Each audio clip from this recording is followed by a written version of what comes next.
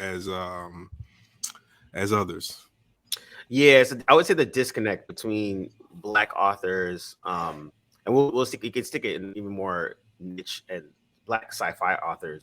Like it's funny because I know some of them more because some of them a lot more have been writing comics now, and we kind of dipping in that in, and then I would listen. I would like read the comic, and I'm like, oh shit, this person's super dope, and then I would go read their book, and I was like, oh, this person really is dope. And I think it's shameful that we don't include Black comic book writers as Black authors. Oh, okay. Wow. That's another one too. That's another good one.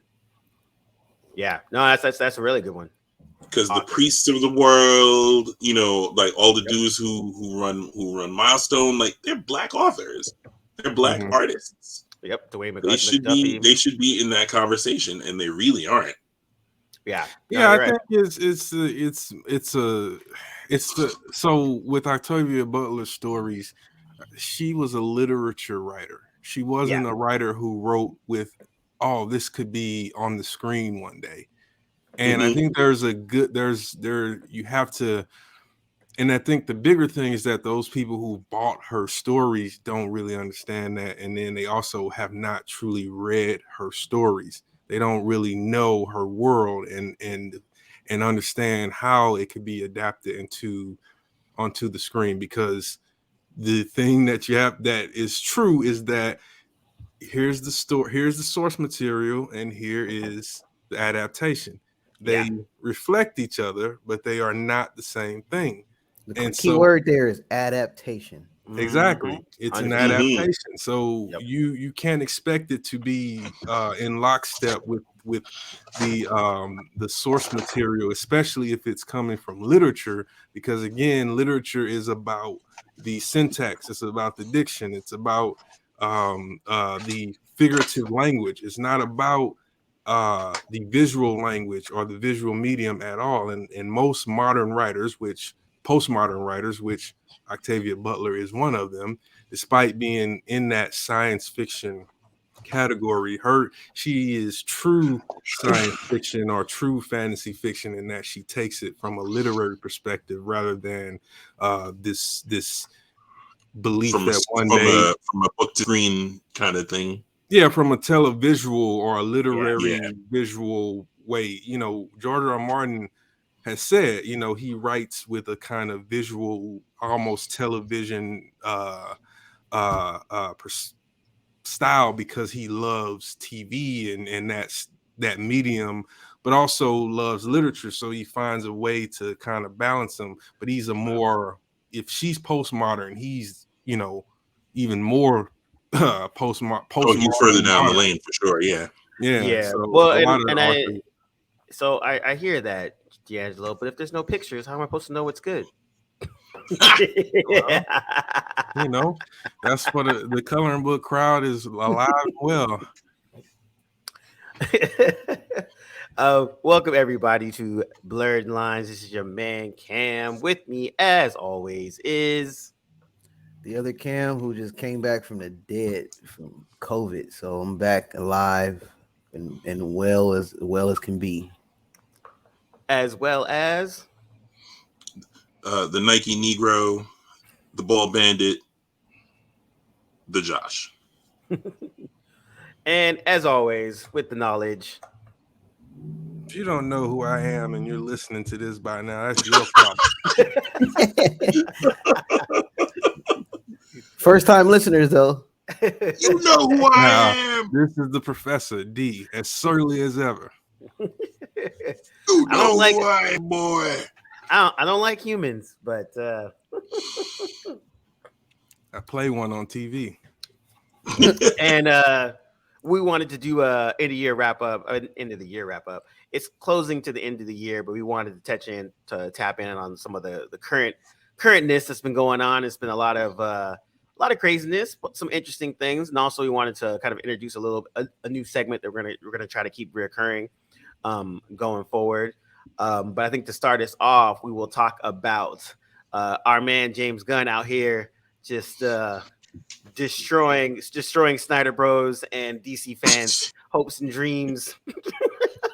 Hey, so before we even touch base on that, give me I didn't catch up on the post you guys posted offline. So what's the deal with James Gunn right now? So to give a quick overview, James Gunn and the other dude, I already forgot his name, are now in charge of Peter Safran. Peter Safran are now in charge of the DCU, essentially, all of DC's movie properties and whatnot.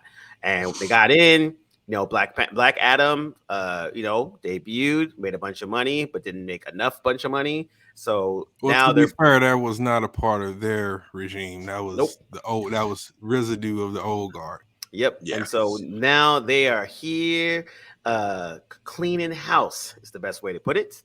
So the major hits are they essentially were like, all right, everything is cut, so no Wonder Woman 3. At first, everyone's like, Superman's back, Henry Cavill, but then they're like, nah, we're cutting you too. We're gonna go younger. And that story needs a little bit pulling out, unpacking because of everything that happened before that. But as you were, and then other hits is they basically shelved everything that was going to go on prior to them joining, and they're essentially just pretty much cleaning house. They're like, look, these last 10 years ain't it. So if we're about to go forward, it's about to do a whole clean slate. And I think what's ended up happening is now you have, since him and Peter Safran are taking the reins, they've kind of deaded a lot of the rumors, deaded a lot of the actor, pretty much everyone's done except for that. They're gonna honor Flash is still coming out. Last Aquaman's coming out. Amazingly. Those two are still in the can. Flash with the problematic crazy dude. Yep. Yes. For further proof that you could be a white man and do whatever the fuck you want, and still people will still throw money at you. No, what? That's crazy. Why would you say something like that? That never happens.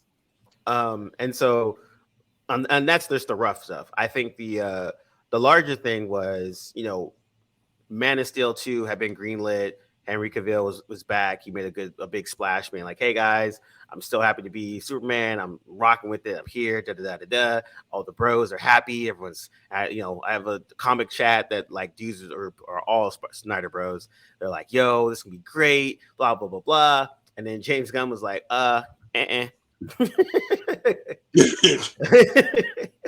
He was like, "Nah, we talked to The Rock, we talked to Henry, and we're gonna go in a different direction." So thank you for your service. God. And The Rock in petty fashion has unfollowed both Black Adam and the WB on his socials. So he's no longer Black Adam. Oh no, he's done. Yep.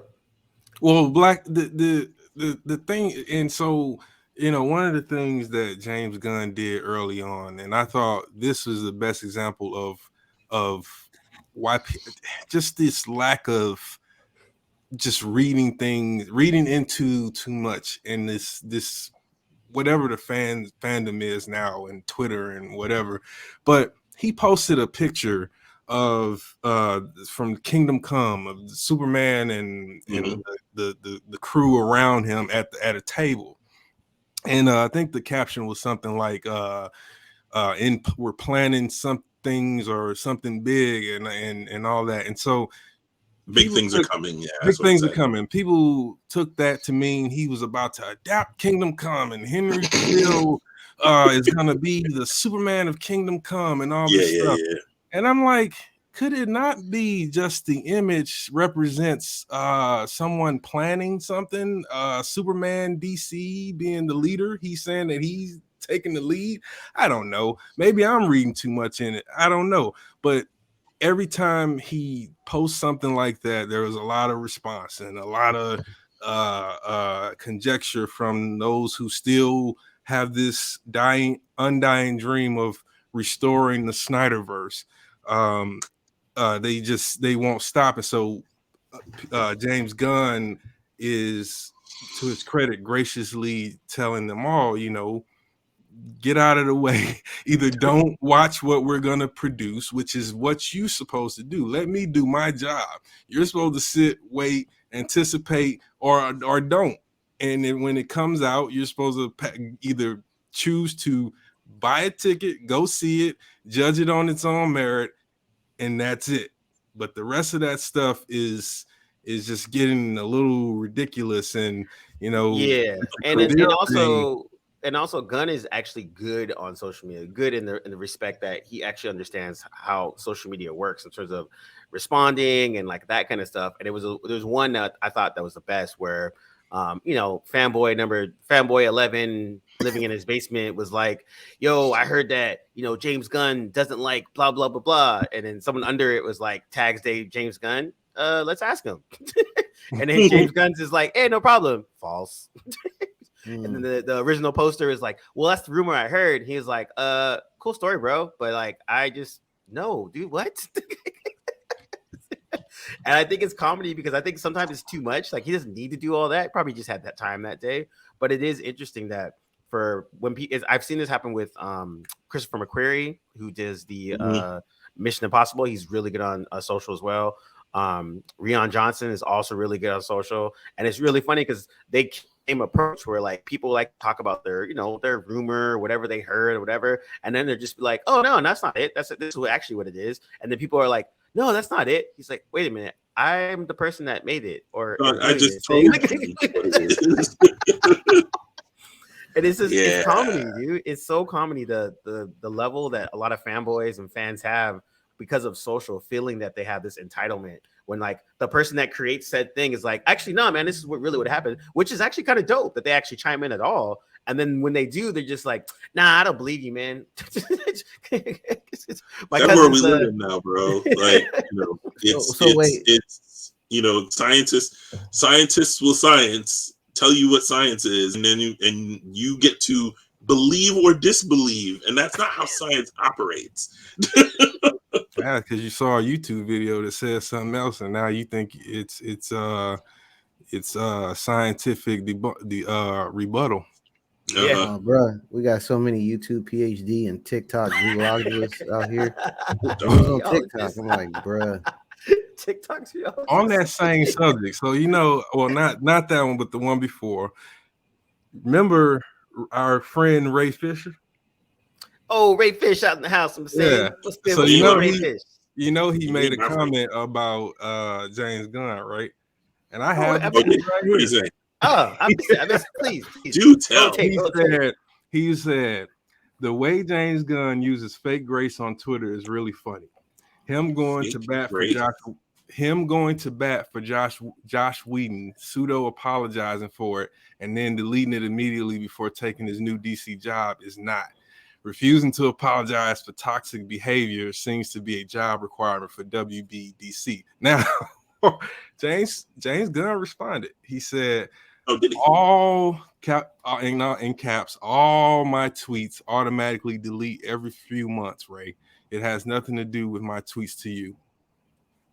I don't know what you make of that, but it's just funny that we keep talking about it. And I think Fish is the sort of poster boy for the Snyder Bros now. And so of course he is, yeah. It's interesting that he was sort of like has been, I guess he was the most recent one because he tweeted this on the 19th. So that was what, yesterday? Mm-hmm. That's funny. Yeah. So it's and then to that point, I tend to believe someone like Gunn like that because he famously got fired for a 10-year-old tweet. So and on top of that, like we all know how tweets work. Like there's tons of bots that record all of it. Like everyone, like there's so many bots that record that save tweets the second that they're there, and then when they get taken down, you can always find it in archives and blah blah blah. Mm-hmm. But for someone like James Gunn, which makes perfect sense, he literally lost a huge bag off of a 10-year-old tweet. So I mean that makes sense on his end, where it's like, yeah, I got to put in some type of mechanism to figure that shit out. But that was stupid though. Like James Gunn losing the Marvel gig, and the way that it happened. Shout out to Movie Bob, who basically pieced together this entire thing like a month after it went down. It was like, I promise you, James Gunn will be back. I promise you, James Gunn will leave. He was like, yo, I'm telling you right now, this is exactly how it's going to go down, and exactly how it went down is exactly how he described it. And I mean, and I was there. He's going to finish Guardians 3, and then he's going to leave. He's going to give Marvel the middle finger, and he's going to take DC money. and DC's going to let him run the show. He called this 3 years ago. 3. Honestly, it makes perfect sense. I mean, I was there when he got fired, and that shit was like, it was a shit show because it was definitely on some on high shit. Like, yo, this dude's fired. You guys figure everything else out. They had to reshuffle the decks. They had to do all this like internal work to get like make this because he had already turned in his draft for Guardians 3, and he turned his draft in for Phase 4, and this is pre-COVID too. So he had a whole thing mapped out. It was I saw the notes from it. It was mostly like cosmic shit, Quasar, no fucking Silver Surfer, blah blah blah. Adam Warlock. But yeah, that was a fuck up. And so it goes. But I think to bring that back around, I think for DC, especially in this realm, and if James Gunn is to believe in terms of getting back to story, narrative, and character-driven type stuff, this is a good thing. Don't try to be Marvel. Do your own thing and figure out what the fuck you want. Because Marvel has their own issues, as we will talk about later on too. But I think DC is a very interesting space because it's good that James Gunn kind of came out with that. Like, look, fuck the kids. We gonna do some shit that we need to do, and then we're gonna keep moving. Y'all like it or you're not. You can get on board, get out the way. I think the wisdom of that is someone like James Gunn is going to have a very unique POV as far as storytelling is concerned. Like, it's not gonna mirror Marvel. It's not gonna be anything close to what it was in the past. It's definitely gonna be its own thing, and he is the guy for that. So, I think they can only benefit from having him in the big chair. Even if it's alongside Peter Safran, whose qualifications I'm unaware of. But yeah, it'll be fine. It'll be fine. And the genre this is the same thing that we've all said over and over and over for the past who knows how many years. A healthy DC putting out good movies will only benefit the genre. Yep. So none of this is a problem. That I agree on. I as far as James Gunn and what he will or won't do, we'll see. Yeah. But yeah, I agree. At the end of the day, it's white people problem, so it's not gonna bother them in the long run. These are just first world problems. Nah, bro, because the Snyder had this whole vision. You know what I'm saying? You guys don't understand. Vision based on what? The latest color. Hey, I feel like I just wasted my 2.5 hours, or no, just whatever the running time of Black Adam. I was like, why did I even watch? I mean, it was okay. It was all right. That was it. But, it was okay. It was exactly what I said. It wasn't. It didn't try to be something it wasn't. It stayed right in its lane and just did what it needed to do for. I feel like I wasted my time. Well, to be fair, most of the you can say that about the whole experience with the DCEU. It's been a colossal waste of time.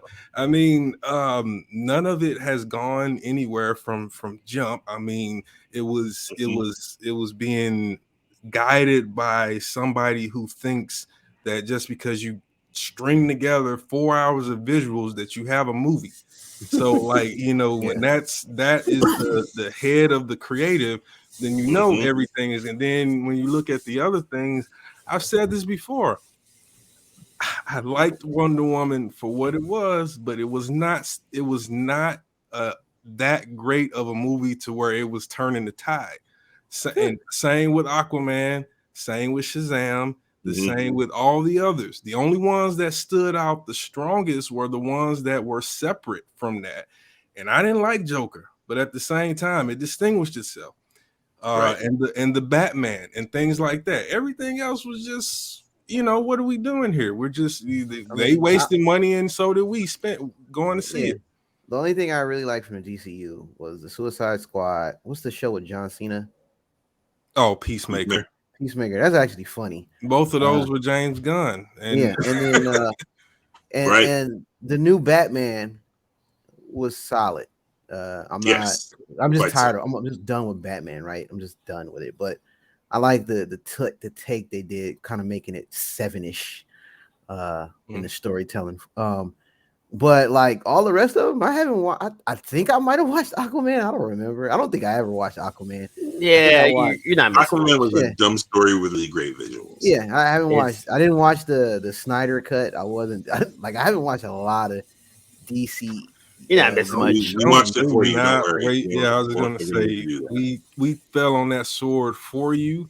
You know, so begrudgingly. We paid for your sins, so don't even worry. Don't even worry about it. And I feel like that about some Marvel stuff. Like I feel like looking back, like I put it like this: I'm not gonna blame DC for their missteps. I'm gonna put partial blame on Marvel for having me having such a jaded opinion on overall arching, because not a lot of Marvel movies. When I go back and look at them, I was like, this movie sucks. If I go back and look at some Marvel movies, I was like, only a few of them stand out. But I was eating it up because it was the first time it blew up. We were in that zone. Yep. I'm burnt out. So like the residual effects of how I feel fell into the DC. I was like, man, I don't want to watch this. And then somebody convinced me to watch the Suicide Squad. And I was like, oh, this is actually pretty good. Yeah. So, and I think that's also like, that's a thing where it's like you now have 15 years, a little bit more than that now. 2025, bro. Yeah. Wow, well, we're talking about the era of the era of the MCU. It's only been going on 15 because about 15. Yeah. So we have about 15 years, and with that, so I think in that respect, the people that rocked from the beginning of the 15 all the way now are in that camp of getting jaded or burnt out or whatever.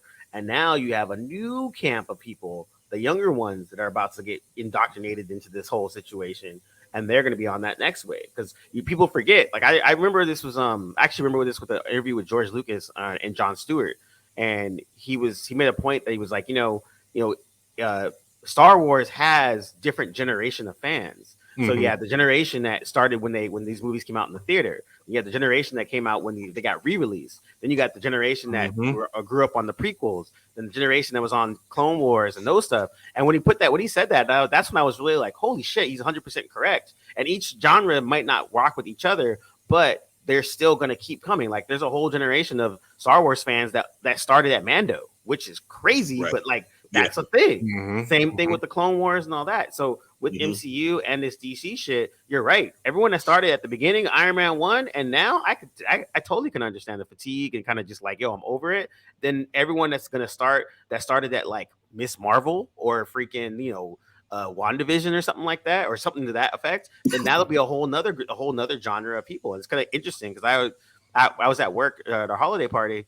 And one of the one of my coworkers, they're young, 25, 26, and they were like a Marvel kid. They read Marvel comics in high school, aka 4 years ago, and and they're like, oh, did you watch Miss Marvel? It was so awesome. In my head, I was like, I mean, it was good. I'm not, I actually enjoyed it. It was cool. I knew who it was for and what it was about. But hearing her take about it and how excited she was about this character and how she was talking about the girl and the whole thing, I wasn't cynical. I literally just listened and just asked questions, and it was interesting to see the light go off in her eyes about a property that all of us are kind of like, oh, it was aight. But for her, this shit was like a pinnacle thing, which will carry her over to the next. So again, that's that next generation where like we're the old man in the room now. When whatever X-Men movie finally comes out, if it ever does. Those kids that watch X-Men at that time, all of a sudden that's gonna be their start of the thing. I'm gonna keep it real, man. Yeah, when they be like, "Oh, this is cool for this generation," that don't move me anymore, man. I'll be like, "Nah, I'm gonna be." Yeah, 100%. It sounds cynical, but I'll be like, "Man, nah, I'm cool. No easy props." Well, that also don't speak to whether or not the thing is good or if it's quality. Yep. Yeah, that's what I'm talking about. It's quality. Yep. I don't care if have generation. Yeah. It'd be like, oh, we're representing blah blah. I'm like, yeah, okay, that don't move me anymore. Yeah, and I think it shouldn't actually. And I think but I think it's also that's a low bar. That's a very low bar to set.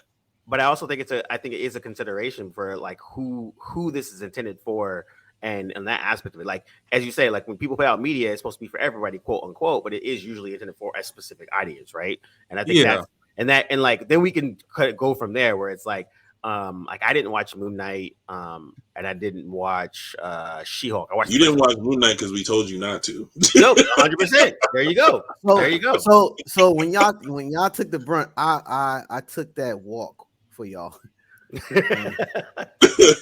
I didn't know like what Moon Knight was about, and I was just like, all right, cool. Like they kept it moving. There you go. I didn't watch Moon Knight. I didn't watch. Moon Knight was not it, bro. Yeah. I've been very selective. Like I was Which I refusing to watch She-Hulk. I was refusing. I watched 3 episodes of Miss Marvel, and I was just like, I can't do this. She-Hulk convinced me that the things that are forthcoming are not going to be what here's a byproduct generational thing want. Because can you imagine, after everything we've seen, can you imagine Blade in the MCU now? Whew. Blade, the Blade. Yikes. Yeah. You know, I look at this stuff and I'm like, you know, I get it. They're trying to open it up to a different audience, but part of the appeal to that should be showing the idiosyncrasies of some of these characters. Yeah. You know, Blade's world is one filled with violence and blood, and I'm not saying that that's not going to be the case. I'm just saying I can't imagine this Disney-fied. You don't see it. World doing. We're not watching PG Blade, but going Gucci. Yeah, we're not watching Wesley, gun through a whole club full of vampires. No. Yeah, exactly. Yeah, making it sort of iconography, making that iconography fit the world. That Blade opening up with a scene where all these vampires are like literally clubbing and like about to kill, even though they got a sprinkler of blood, bathing in blood. They're gonna kill this guy and just like run a fang train on him. And then they see Blade and all things stop, and you hear the whispers. They're like, "Oh, that shit! That's the Daywalker. That's really him. That's him." Put it like this: Blade being on Disney is gonna be like going to a barbecue with no barbecue sauce. a vegan barbecue or something. I mean, like how you gonna have a cookout, a barbecue cookout with no barbecue sauce? The one thing I will say is there's hope if they're doing a Deadpool movie and they're about to let Ryan Reynolds do what he wants to do. Bro, you can't do a Deadpool movie and Disney-fy that. I guarantee they're gonna find a way. They're gonna find a way. Even if he only says fuck once, they can still make it PG-13. Even if he like we're talking about language in his case and probably uber violence. So the uber violence is gone. You can almost guarantee that is gone. So then that leaves the language, the freedom of his dialogue. I guarantee they find a way to. Hey Josh, we can have a bet right now. We can take a bet because I believe that you might be right, but I don't think that that's going to be the case. I think they're going to dumb down Deadpool. $10 it is, gentlemen's bet. So then now with those problems, Marvel still has a villain problem. And this is something that it's always been there, but it's got more prevalent in the later years. Every villain is relatable, and that's a problem. It's a problem, and I don't see it going away because of that. Like you said, the Disney-fied aspect of things, where no one's even someone like Kang, which is a villain, but they'll probably Disney-fy him and be like, oh, but Boy Kang was really trying to just have the love of his mother, and then blah blah blah blah. And adult Kang really wanted to love Renslayer. And that's what it was about. He just wanted to love a black woman of a curly-haired black woman. Let me ask y'all a question. When was the last movie Marvel villain that was like really something that was like, yo, that was ill? Who was impactful and really put it to the Winter Soldier? Not really. I mean, he worked out later on, so that kind of you know what? I mean, it's okay to say there isn't one. No. I would say. I'm trying to think. There's been like 30. There's been like 25 movies. Like I would say, let's make the context a little bit more. Let's say first impact, not counting legacy. So the Winter Soldier, for sure. In the one iteration of this character as a villain, was this person impactful? After that, whatever, because literally anyone that survived has now become an anti-hero, blah blah blah blah. But like from the very first impact, is there any villain that actually came in and was like? And so what did the Winter Soldier do that was like boom impactful? Because I would say Hydra was more impactful than him. Who? Hydra. Oh yeah. I would have said Zemo.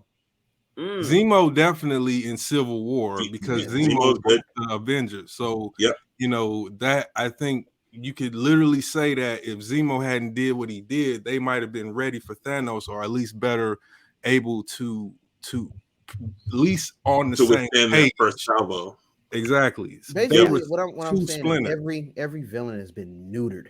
Yeah, 100%. To one degree or another, absolutely. Yeah, that's the problem we're talking about. And I think that's why I was saying the context of like a first impact, like standalone. I think for me and my money, and maybe it's because I watched Winter Soldier recently, so it's a little fresher in my mind. But to me, I felt like he was because he was the anti-Captain America, because he was his equal, if not his better, and was willing to go the extra mile to do what he needs to do. Whereas Cap has rules, Cap has his morals, Cap has his values that sort of keeps him in check and limits him. Yeah, totally. I would say Wanda. I was gonna say, you say that and you start laughing with undercuts. I can't take you seriously. Honestly, Cam's correct. I mean this is part of Marvel's villain problem, because every villain they neuter him. They try to give him some type of a relatable theme. Yeah, they make him relatable. They make him relatable and sympathetic. Yeah, the Marvel villain that really did, and we've been dancing around it, that had the most impact was Thanos, and that was because what Thanos did in Infinity War literally was something that had not been done to those heroes. Not only did he kill half of not only did they lose, but he traumatized Tony, Thor, and Cap. Traumatized and Black Widow, right? And Black Widow. Like he traumatized the entire Avengers team. Now, of course, went bananas and started killing mobsters, and he wasn't even a part of the fight, but he still got caught with that wave. So Thanos only in Infinity War, because they undid everything in Endgame.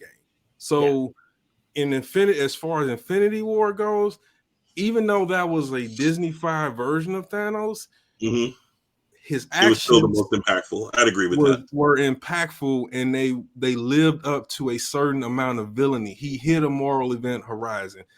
He not just from eradicating entire populations, but also killing the daughter he claimed he loved, because he believed that was his higher calling. You don't have to relate to that, but you can understand that.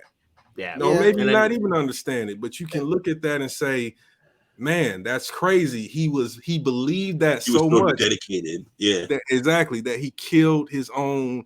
He was willing to sacrifice everything. Because remember, at the end of that film, Thanos had lost everything. He lost his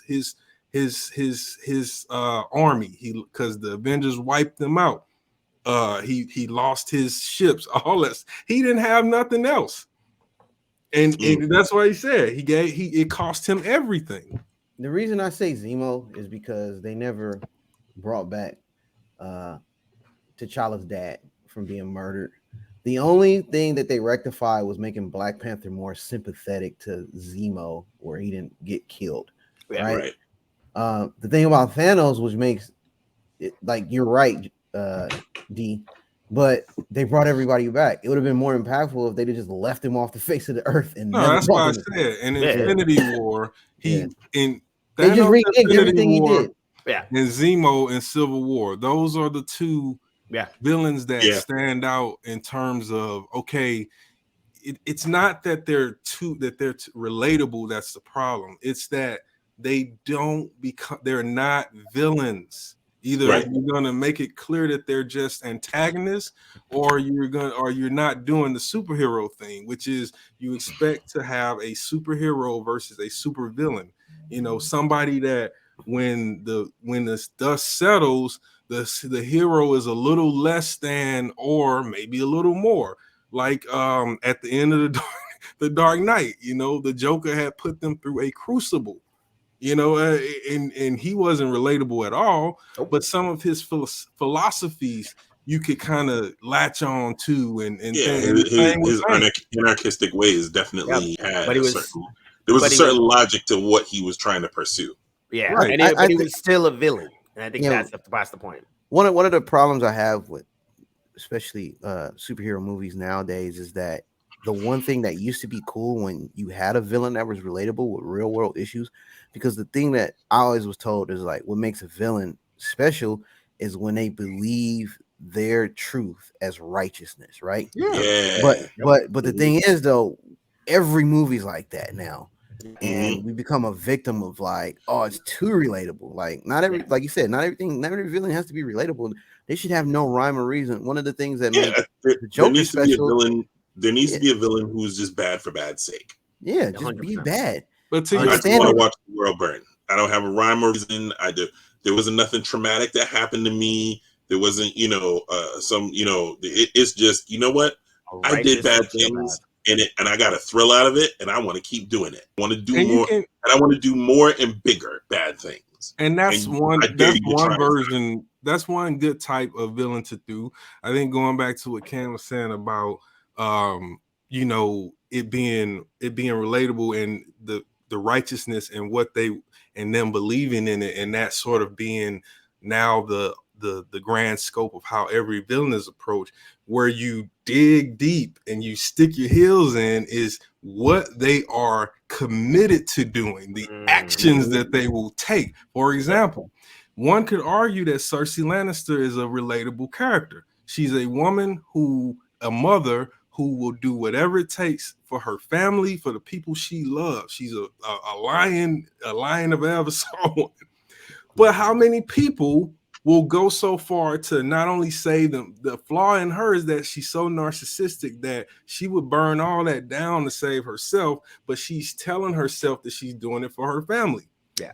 And what does she do? She blows up a church. That's a moral event horizon, killing her murdering her daughter-in-law, her daughter-in-law's father, her own uncle, and several other people. And the good thing about that, they never like Disney-fied, if we're gonna use a term. Her overall. She is a villain. Yes, she is a true villain. 100%. Although I hated her character so much because I wanted her to get her comeuppance, but at the end of the day, they never backed down to who she really was, a mother that was willing to sacrifice any and all to protect their family. They never watered down who or what she was. Right? Is that what George R. Martin has said before about these type characters? For Cersei, yes, she's a villain, but for every person's villain is someone else's hero. Yeah. And that's not necessarily about relatability as much as is acknowledging the complexities of the human condition. Yeah. Right. And I think that's a subtle difference. That there's always going to be something to the reasoning behind the villainy.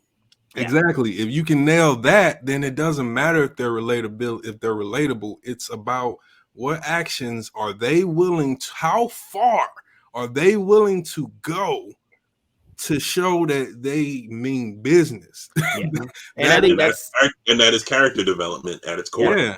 And look that at right Anakin there in part 3. When Palps tell him, do what must be done, Lord Vader, do not hesitate, show no mercy. That was a stamp on him telling you, this is it. This is how you cross that line. You got to show me that you committed to these teachings. Anything less, I don't believe you. Yeah.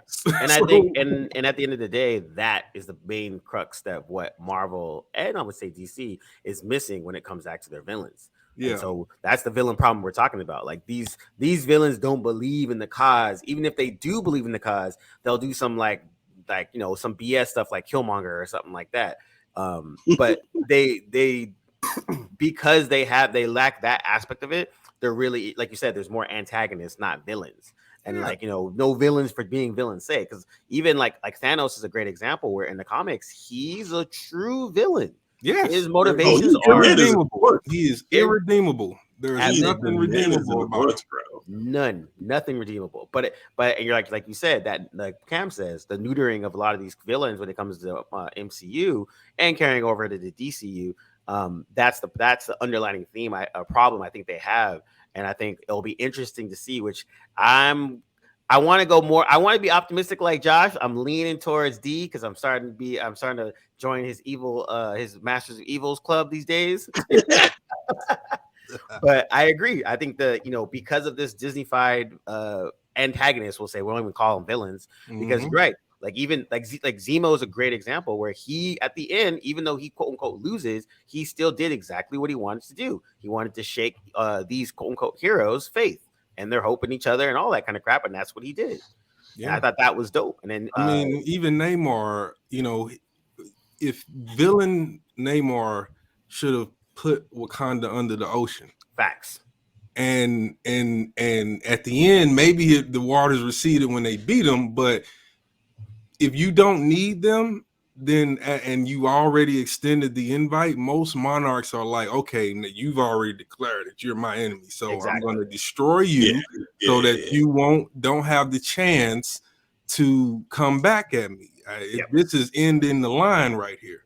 And to that effect, again going back to Cam's comment about being neutered, that's what happens in the comics. Namor is like, yo, dog, it's a wrap. And floods all of Wakanda.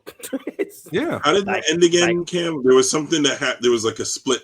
Like Namor and T'Challa are talking in the capital, and there's still like pools of water everywhere. And it was having their little post-war summit, and basically T'Challa is like talking all kinds of fat, and Namor was like, "Dog, your city's gone. We're standing in puddles of water that I dropped on your capital. So you won, kind of." And then I forget what it was that it was some seed that he planted with Shuri. Like he gave her information that sort of subverted everything that we know and everything we think about T'Challa, his rule, and what he was doing while he was king. And basically Shuri kind of walks away from him like, "Dog, I can't like you. I don't even know if I can call you my brother anymore." I forget what the thing was, but like, and then that was that. Like T'Challa won. Like T'Challa won the battle, but Namor kind of still took a chunk. Yeah, and it was the same. It was the same with Doom, and when Doom won. Oh, you're right. Broke T'Challa was like his first quote unquote major loss, and Doom, like, and that's the other aspect of it too. I'm with D on the part of Blade, because if we're gonna be getting a neutered Namor, if we get a fucking neutered Dr. Doom, I might have to turn it in, guys. You can't have it. That would be the third iteration. Well, I would agree with that statement. I would have a serious problem if we get a whack. But to Cam's credit, that's what they've been neutering every villain. So if we get neutered Doom, if we got neutered Thanos and a neutered freaking Namor, then it stands to reason we can expect a neutered Doom. Exactly. Let's see what they do with Kang. Let's see what they do with Kang, because the trailer suggests that he's just one of them dudes. He's him. Yeah. But he's supposed to be like, I mean, the Kang is the guy who meets somebody, I forget which Avenger it was, in a different timeline. He was like, right, Ant-Man, right? Didn't I kill you already? Are you an Avenger? Because I mean, that was the line they had, and they used that line of dialogue in the trailer. I'm glad they used that. But also they set him up to be that dude when what is it in Loki?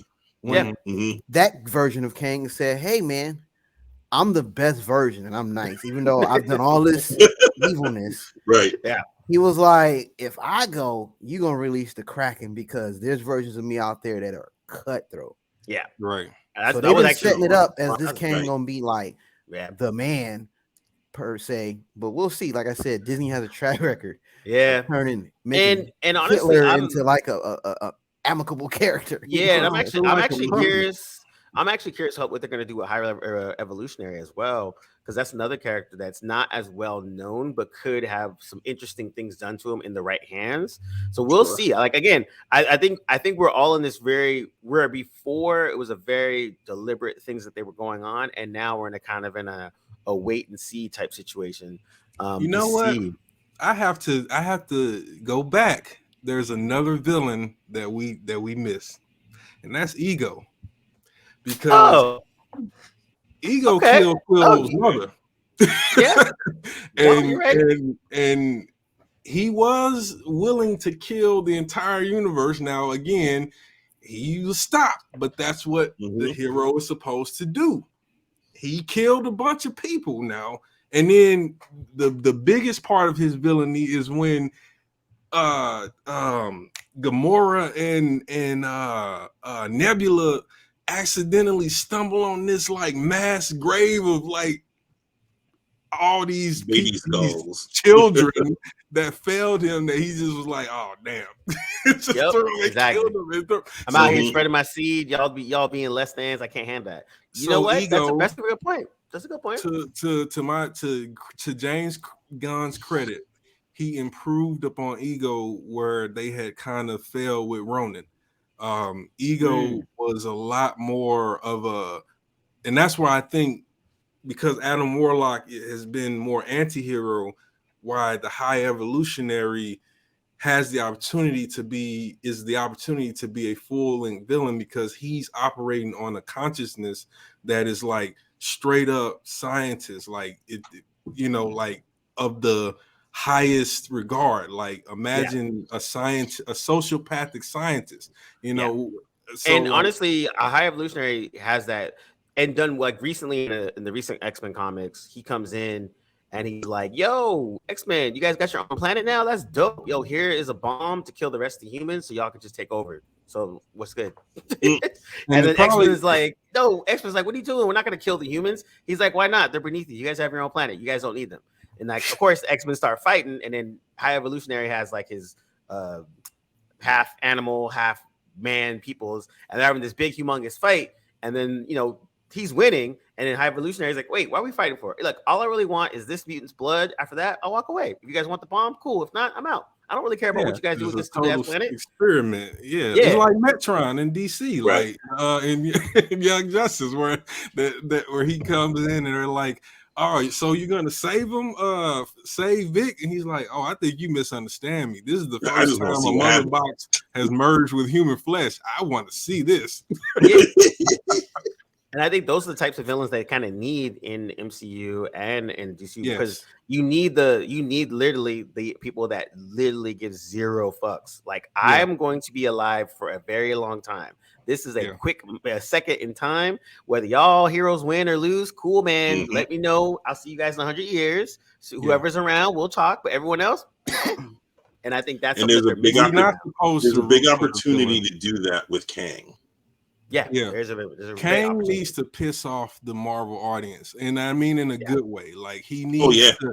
We're not supposed to leave these theaters with a kind of sense of, I could have cared less if the hero won. And I think that's been the pattern, and it's a little odd. With Killmonger, it was kind of unavoidable, because you're doing a film that has a Black focused narrative, and it's dealing with these two ideologies.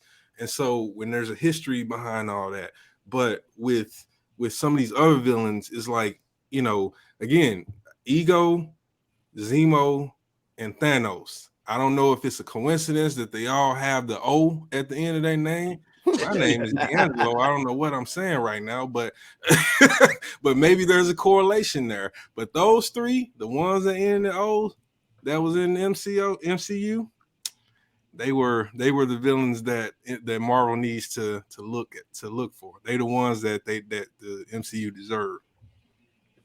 See, I like that.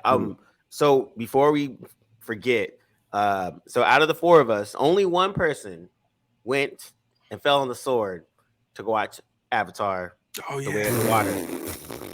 So let's hear that. With that, we are now going to introduce our new segment. Josh, I forgot what we called it, but I'm gonna let you finish it. But the one man review. Yes. So in this thing is, normally we'll all watch something, we'll come together as a consensus, and we'll talk about it. A lot of times it's something that D doesn't really want to watch, but he'll watch it anyway because he's a soldier. But this time, all of us are kind of like, I don't know about this one. And Josh fell on the sword. And what the goal of this type of thing is, going forward, when there's something like this, and one of us is like, I kind of want to see it, but no one else does, they'll come back to us, kind of tell us a review, and then we can have a conversation. Josh, before you go, Cameron, I want to make a slight correction in the way you frame it. When you said we don't know about this, no, we did know about this. We all made a conscientious effort to say we're not watching Avatar. Very, very true. Point of clarification. That. I'm glad you put it in those words, because I absolutely said that I will not go see that film or the 4 sequels to follow. Yes. So Josh, the floor is yours. With that, the one-man review featuring Josh. So, where to begin? Okay, so first off, it's a much better story than the first one. I'll start with the positives. It's a much better story than the first one. It makes more sense, the things that happen. They don't waste a lot of time getting into where they are in the story. Basically, it's I don't know how many years. Basically, Jake Sully, the human paraplegic who gets an avatar in the first movie, joins fully with and becomes one of the Na'vi by the end of the first movie, and so now his life picks up in the second movie. He might forget Zoe Saldana's character's name, but basically, they get married, they have kids, they have like 3-4 kids. Apparently they were quite busy. So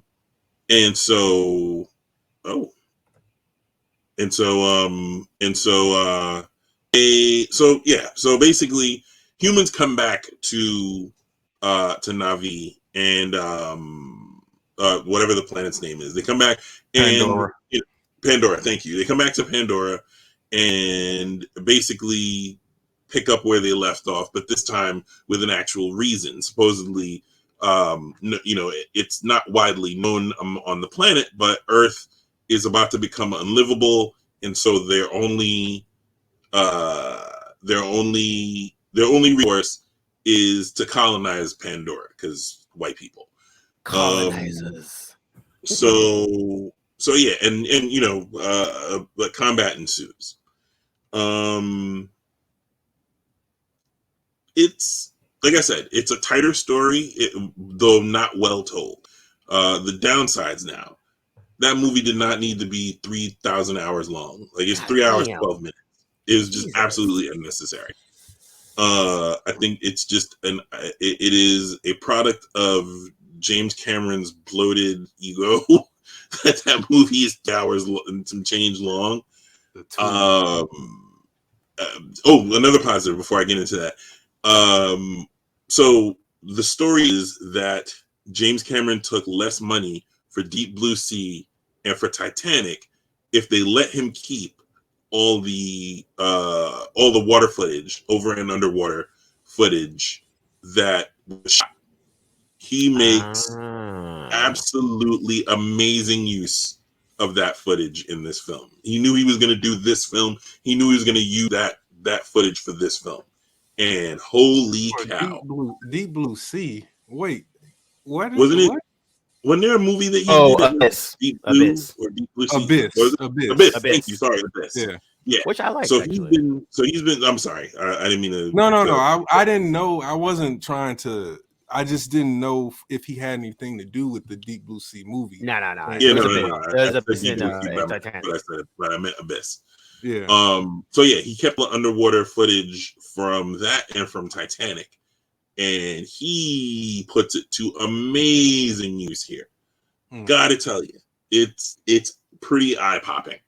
I saw it in IMAX 3D, which is, you're wasting your time if you don't. If you're going to waste your time to see this movie, then go see it in IMAX 3D or don't bother.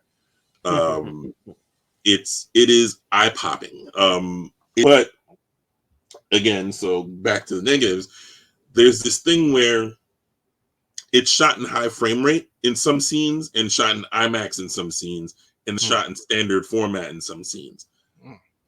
Maybe it's because I have a trained eye as a technician. My job is to be able to suss all that out. My eyesight is trash these days, and I can still tell you where each scene sort of back and forth between high frame rate, HDR rather, high frame rate, 3D, and then standard format, and then IMAX. Like it just keeps doing this thing where like you keep jumping in and out of it, and so doesn't the aspect ratio change a bit every time? Usually when they're going in and out. The aspect ratio it all stays in IMAX. I forget what the numerics are. Don't make me quote it, but it stays in within the same aspect ratio. It's all still IMAX because the whole film is formatted for IMAX. So it doesn't so you don't get like pillar bars or letterboxes or anything like that because they've already it doesn't shift in that way. But so it's just do the white people save the day? If Jake Sully saved the day. I was gonna say Jake Sully Jake Sully's kids saved the day. Half white, man. Half white, half Pandoran, or whatever it is. The Navi, they Jesus. I'm staring at Dr. Umar right now. So probably the most egregious thing though was the levels of appropriation of cultural appropriation that take place in this film, that it's unforgivable how hard this dude go. Like D and I were talking about this the other day. You know, the first Avatar was already its own level of egregious in just, using indigenous imagery, indigenous dress, in some cases, the jewelry or some of the chants that they were making or some of the noises they were making. A lot of these things John Smith and Pocahontas in Pandora. Yeah, pretty much. It was basically Fern Gully in 3D. Yeah. And so it was pretty blatant and pretty egregious in the first one.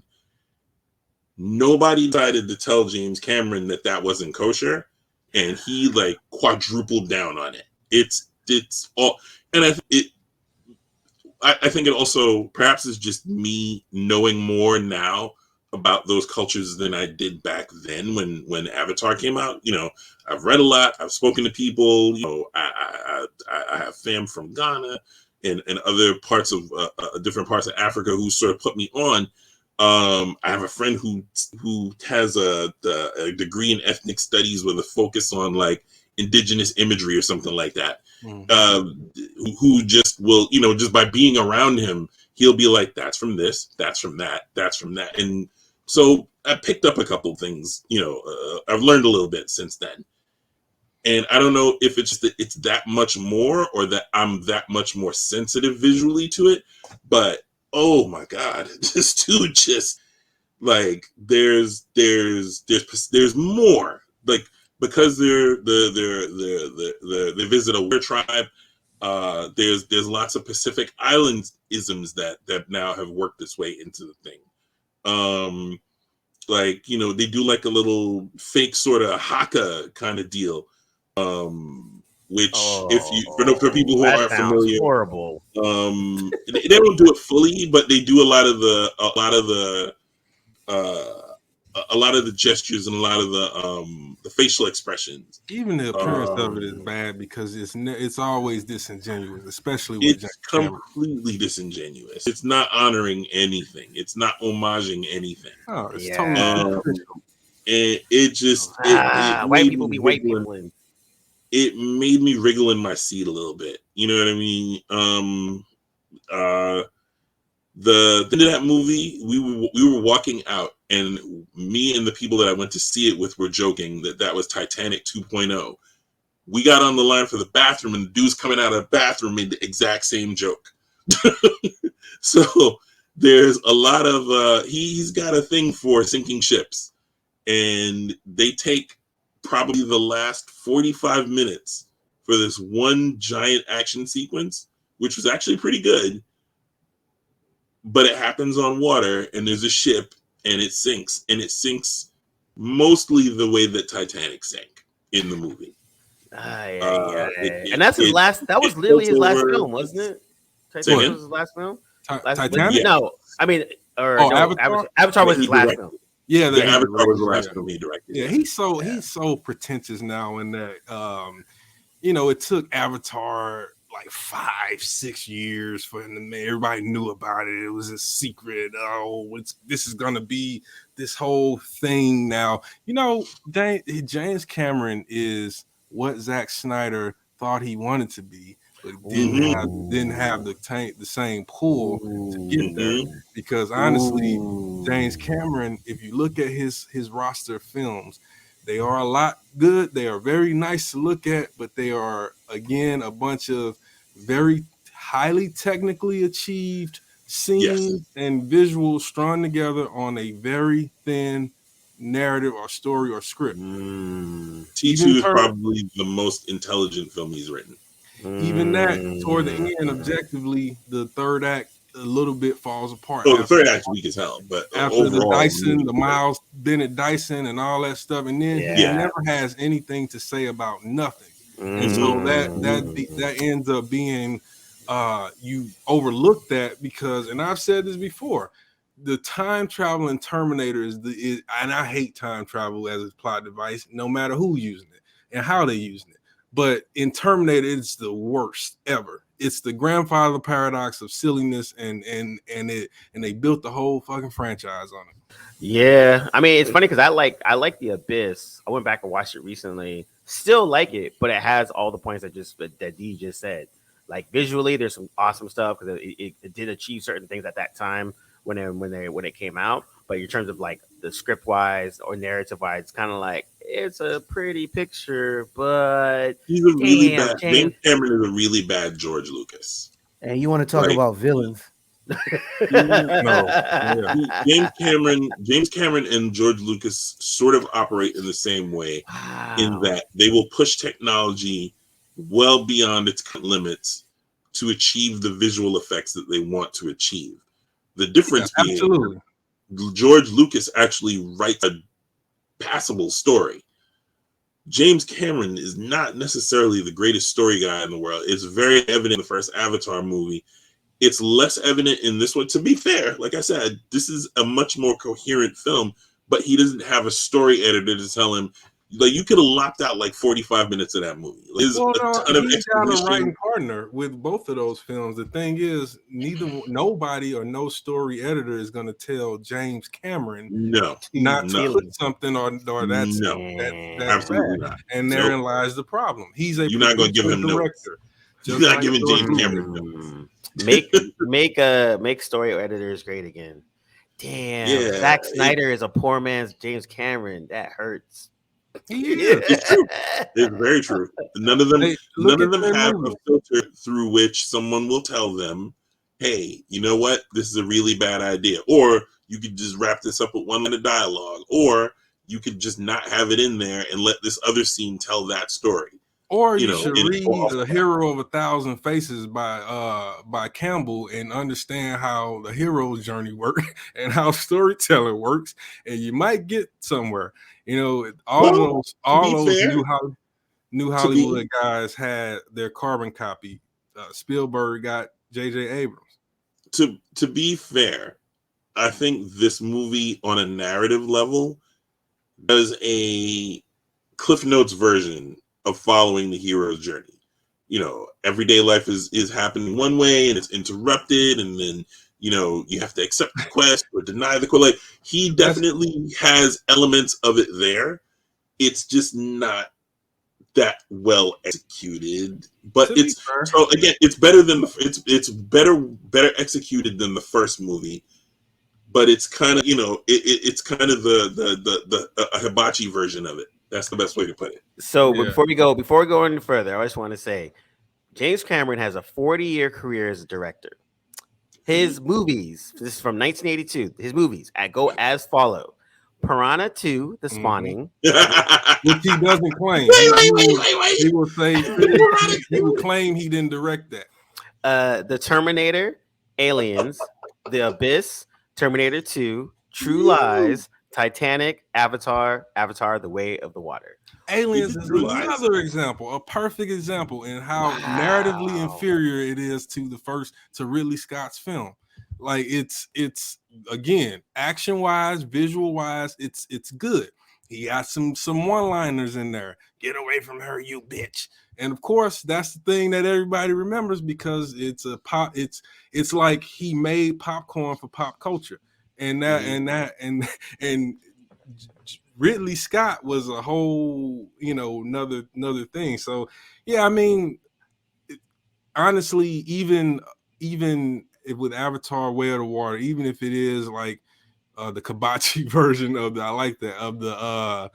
the hero's journey. I mean, that's true for like every mediocre film that they put out. It's all somewhere in there, but for a movie that they spent what $600 million.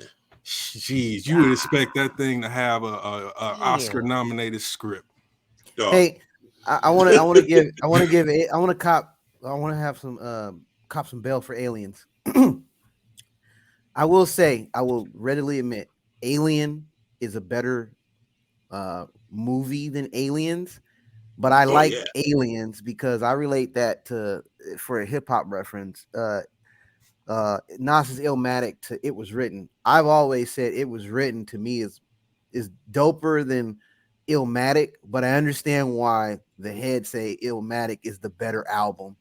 I always say like It Was Written was dope. Yeah. So Aliens, for what it is a really good movie in my eyes. No, it is. It's a good but movie. It's very inferior storytelling wise, and how it's approached to Alien, because Alien is a different beast. Yeah. Aliens for me, you're right, was popcorn. I was young, and I'm still into that movie, even though I know what it is.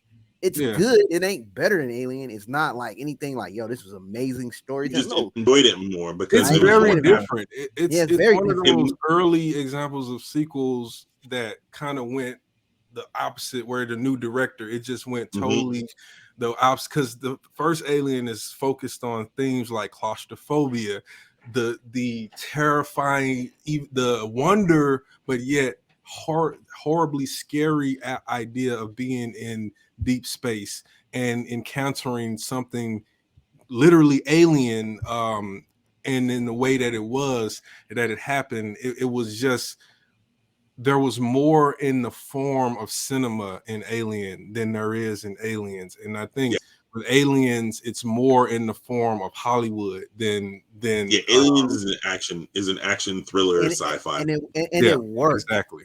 Yeah, and it worked. It totally worked. It worked in spades. Yeah.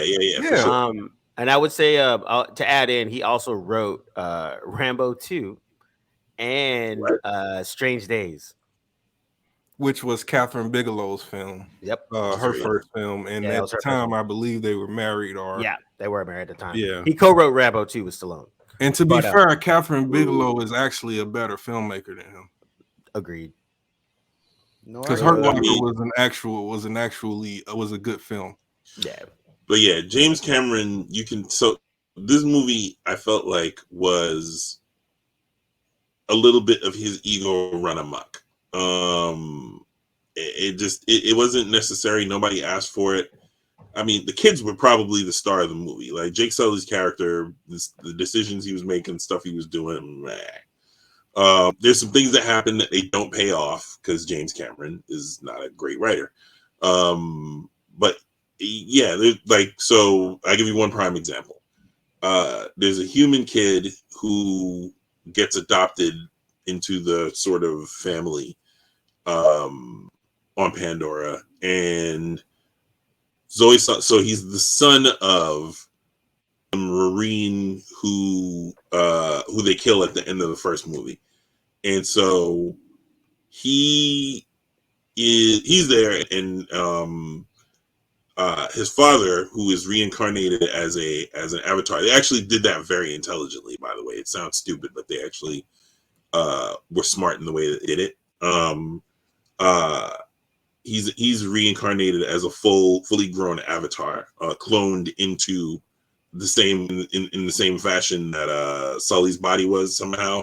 So they do that, and like I said, towards the end of the movie, he's got a knife to one of the girls, to one of Sully's daughters' throats, And so Zoe Saldana was like, son, listen, I got your kid. Like so I have your son, you have my daughter. Let him go, or I swear I'm going to put this knife through your boy's throat.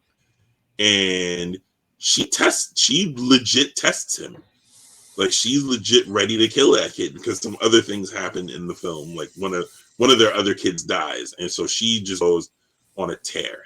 To their credit, they use her character sparingly, but when she shows up, it's impactful. It makes sense for the narrative, and it does whatever it's designed to do in that scene.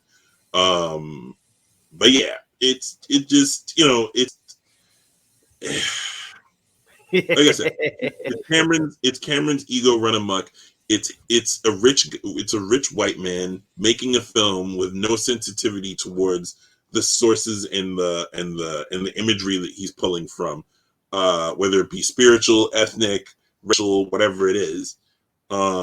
He just didn't seem to give a shit and thought it was cool to add in the things that he added in. And the actors clearly went along with it in ignorance or just, I'm getting this money. I know what it is I'm doing. I'm just going to get this money. Facts. But probably a little bit of both. Yep. But I out of curiosity, I read the plot summary from beginning to end, and I gotta say, it must be a visual thing because that story sounded confusing as hell, and like it just didn't make any sense.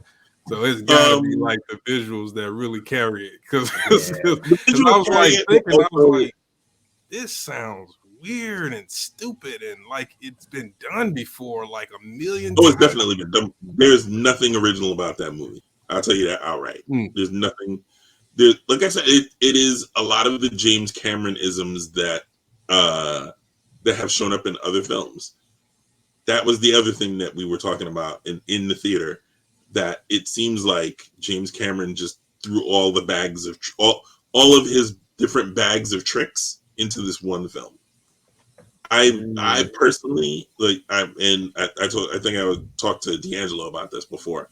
When I went to go see the first one, I guess I just put it out of my mind or forgot or what have you. Not out of insensitivity so much as just it was that long ago. I went with my ex to go see the first one, and she's very social justice minded, very social justice conscious, and she was shaking in the theater when she saw it. She was just absolutely beside herself, angry, in tears, watching this movie and looking at the appropriation of what looked like largely native ethnicity, culture, imagery, call and response things, it was just all over the place. And she was just livid that not at me, but at the movie. And again, this is like God knows how many years ago at this point this movie the first one came out. But as I was sitting there in the theater, I'm watching this, and again, I've read a few things, learned a few things, talked to a few people, and just sort of gathered more knowledge over time about different cultures and just exposed to it in some people, in some instances, meeting people and what have you.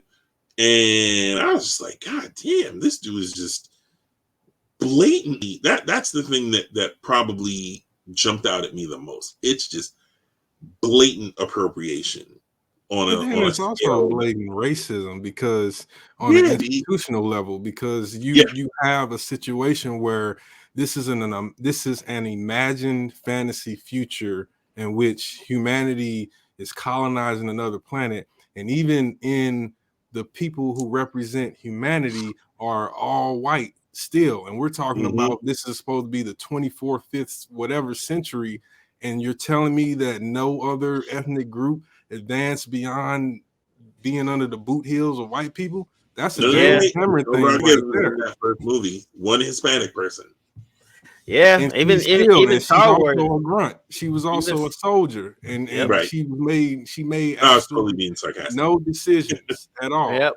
Even Star Wars figured that out in the year of our Lord 2022. So we'll wrap this. I'll let everybody give their final words on whatever topic you want. It's the end of the year. Pick whatever you want. Enjoy it. I'll even go first since usually I go last. So this weekend I was gonna watch something I was probably supposed to watch, but instead I was on Netflix. I saw The Recruit with Noah Centineo, I think his name is. He's one of the like YA rom-com dudes that's been in a couple of Netflix things. Oh, he was in Black Adam. He played the Atom Smasher, right? Yep. He's supposed to be Hercules, I believe, and then he dropped out of that or something like that. But anyways, so it was 8 episodes, Netflix. I was like, let's see what happens. And it had a very Jack Ryan feel, but I think almost like Jack Ryan, like more like year one. Like he's fresh faced out of whatever college he was. He's a lawyer at the CIA, gets wrapped up in a bunch of stuff. He's not a fighter. He's a smart dude, but he's not anything close to being a James Bond archetype or any of those, that kind of stuff. And he's kind of bumbling his way through things. The one thing I liked about it was like he's a charming dude, and I think that's part of the character of being charming. But with that, he's still an idiot. So he does dumbass shit around people that are seasoned killers, trainers, spies, blah, blah, blah, blah. So he's learning as you're learning. In the 8 episodes, I thought they actually did a pretty good job of balancing it, because even, him being a first-year lawyer in these crazy situations, there's a part where he actually shoots himself, and he straight up goes into straight shock and trauma because he's never killed anyone before. And like this is in the middle of a battle where he's like, I don't know what I just did. I just killed somebody he's like, and the person that he's with, who's, whatever, smack him in the face, like, yo, close your eyes, breathe a little bit, it'll be over. And she's like, no, I don't want this to be a normal thing. I can fucking kill someone. This is fucking horrible.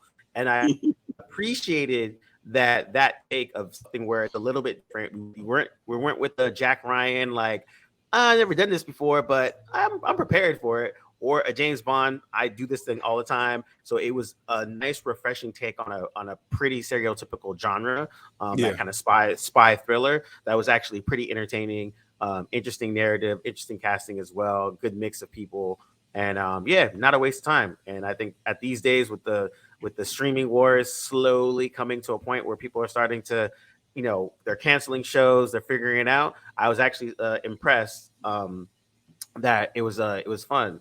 And then the other quick one was I watched Wednesday, and that shit was fucking entertaining as hell. I really fully enjoyed it. I recommend it.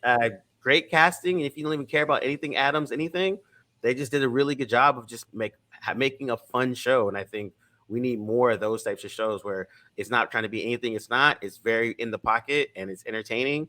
And that was it. Tim Burton directed the first 4 episodes, and that shit looked fucking amazing. Because when everyone else took the reins, you definitely felt that, and it just reminded you that Tim Burton really is that dope. But yeah, those are 2 Netflix shows that I definitely recommend. Like, they were entertaining, and it's not a waste of time.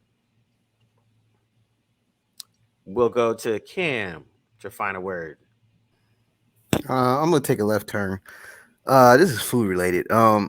Never allow your relatives to go rogue on dishes. Second, I'm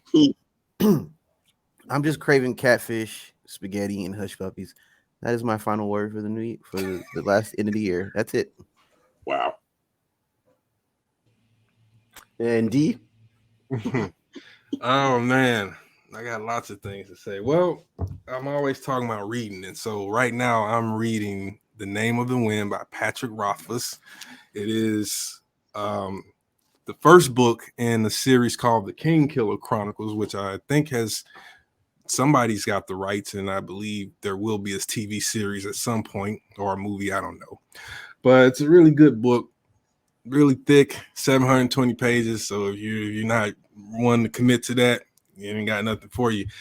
But the other thing I would say is talk about the gaming, because Cam and I have been we've been treading the 9 realms of God of War Ragnarok, and it's been quite interesting. I would say that it is an amazing game. Like I don't know if it was so much better than the first one, or if it was just that I'm so into Norse mythology and as I am into Greek mythology and the God of War games. I love the twist that they put on those legends and those myths. But it's definitely a challenge. I recommend, if you have not played that game, definitely get into it. Nice. And Josh? I'd like to point out that in the year of our Lord 2022, about to be 2023, we have 2 more years before all the Fox actors that played X-Men characters will expire, and that is what our High Holy Lord and Savior Kevin Feige is waiting for before he does an X-Men film. We're almost there. Speak for yourself. He's not. I pray to myself for myself. Oh, that was pure sarcasm. Feige is my Lucas now. I know. So I would say, as a general, I wanted to thank everybody that listens. We always get like random text messages or Facebook message or on different types of episodes and different stuff throughout the year. Sometimes good, sometimes bad, mostly good. But we appreciate everyone that listens to us and folks that like are like actively asking us like, yo, wait, how come you guys didn't review such and such? Wait, did you guys watch this yet? Or blah blah blah blah. So I appreciate all those like things. I know when we dropped the Andor one, I know a couple folks was on me about that, and where I was like, "Yo, man, we're gonna freaking review it. Just give us some time. We all gotta watch it." Like, we have jobs, we have lives, we have children. My God, give us a second. Hey, let me shout out. There's a couple people when I post, I didn't even realize we're listening, so I want to give a shout out to them because, like, yes. I be getting random comments about things about our pod that I didn't think these type of individuals were into. So shout out to the listeners, the longtime listeners, new listeners, and the people that just found out that I'm actually into things like this because they're so shocked that I'm like, oh, you're a nerd and geek like me. I'm like, yeah. I can choke you out in jiu-jitsu. I can skateboard. I can dance. And I'm also into stuff like this. So huge shout out to those listeners who just finding out about the Table of Truth and anticipating things that when we do post, they're like, have you talked about this? We appreciate you. Yeah, right exactly. It's something that's really cool. And I like I said, everyone that listens, I definitely appreciate it because like you said, we get those random nudges every once in a while. Be like, man, I just listened to X podcast from X amount of time ago, and you guys are stupid. That's message today from a homie who was like, "Yo, you said blah blah blah blah blah about this topic." I was like, "Wait, when? Where are we talking? Oh wait, you mean you listen to the pod? Oh, my fault. Good, looking out." The listeners know better not to challenge me. Wow.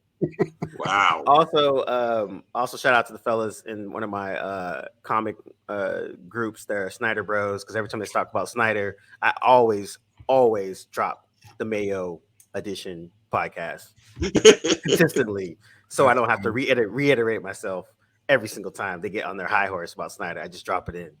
That or the Captain Marvel one I drop. Those are two I share pretty frequently these days. Oh, the Mayo podcast. You mean the Captain Marvel podcast where you talking about how much you love it? Yes, Josh, that's exactly what I'm talking about. How much you look forward to the Marvels? People call? Oh, okay, the Marvels. I couldn't remember. I was like, man, so many Marvel movies coming. But yeah, I'm waiting for my girl. I'm waiting for the one true Captain Marvel, Monica Rambeau. Let's go, Monica Rambeau. Let's get it going. But yeah, so we'll be back after the new year. Thanks for listening. I truly appreciate it, and we out. Peace. Later.